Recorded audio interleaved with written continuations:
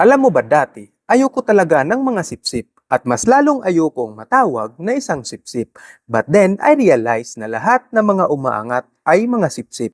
Pinatunayan yan mismo sa background ng mga tinaguriang mga successful na individual sa iba't ibang sektor, maging sa politika man o sa business. Papsi nga pala ang patrol ng mga gwapo. May dalawang uri ng mga sipsip sa workplace natin, yung effective at yung inefficient, pero pareha silang malapit sa amo.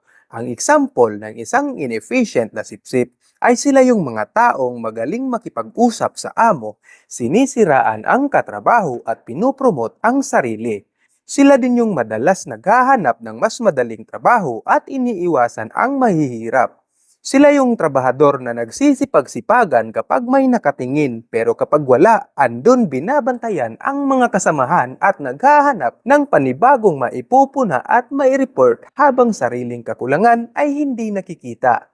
Ang example naman ng isang effective na sipsip ay sila yung mga sipsip sa mga mata ng mga tamad na trabahador. Sila yung nagtitiwala sa sariling kakayahan at umangat dahil sa pagiging magaling sa trabaho na nami-misinterpret ng mga tamad na trabahador. Sila yung treat sa truno ni inefficient na sipsip dahil nalalamangan nila ito pagdating sa trabaho. Indispensable din sila dahil pinagkakatiwalaan sila ng mga amo at madalas yung mga trabaho nila hindi nagagawa ng iba.